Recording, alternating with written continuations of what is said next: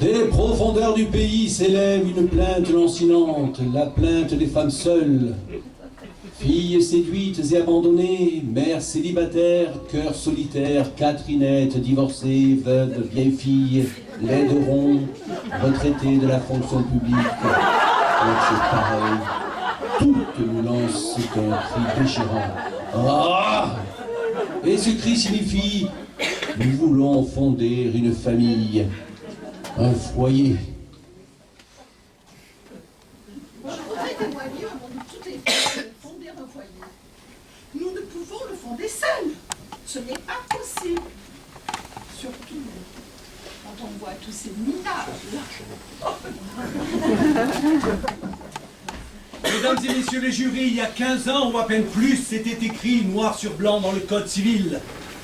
L'homme était le chef de famille, le seigneur et maître. Il pouvait distribuer des baffes à toute la petite famille. Non, papa! Des coups de pied. Il avait le droit de pincer, de tirer les cheveux, de tordre les bras. Il pouvait priver son épouse de dessert et l'obliger de porter des porte-jartelles. C'était le bon vieux temps.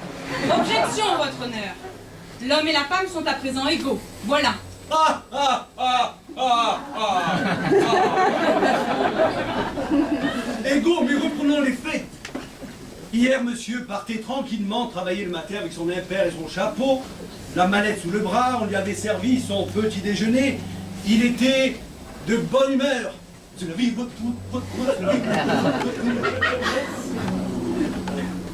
Il embrassait madame en tapotant sur le crâne des bambins. C'était sensationnel.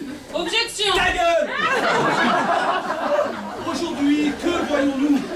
Une cohue, un carnage, un bordel, les enfants traînent devant la télé.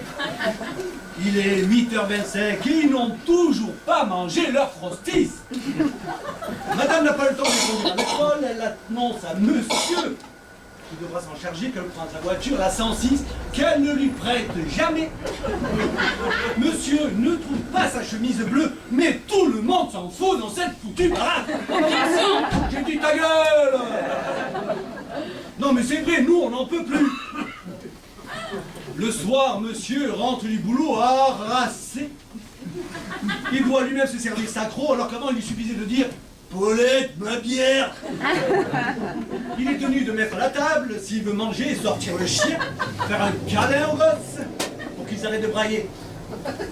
Bref, il doit tout faire. Voilà, mesdames et messieurs, on sent bien que c'est la porte ouverte. À tous les excès, crie le boule. Crie le boule, c'est écrit sur le plateau. Oh. Injure, crachat et coup de boule, madame. Alcoolique. On la voit écrire dans les quartiers sordides, silence. Avec des éclats de rire. Monsieur est renvoyé de l'usine, il est atteint de silicose, de salmonellose, de tuberculose, mesdames, messieurs, de Pascal obispose. Tandis que les enfants se droguent et agressent les petits vieux dans la rue, sous le regard compatissant des voisins qui se barricadent lâchement chez eux. Il ne faudrait pas grand-chose pour éviter un tel gâchis.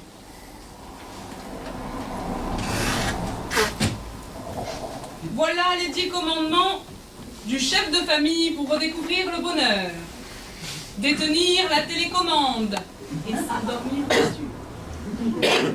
Découper le gigot et s'en réserver la meilleure part. Raconter des blagues cochonnes qui ne font rire que. Chanter des chansons paillardes après une douzaine de bières. Rigoler avec les enfants quand nous, on les gronde. Se battre avec ou contre les voisins selon le cas. Annoncer les nouvelles puisqu'il n'y a que lui qui lit le journal. Avoir un accès prioritaire à la salle de bain, se resservir des pâtes, se servir de notre 106. Ah non, ça jamais. Eh bien voilà, il ne faut pas grand-chose pour se sentir bien à la maison. C'est vrai. Alors mesdames, laissons à messieurs leurs dernières illusions. Objection! Ta gueule. Ta gueule, ta gueule, ta gueule.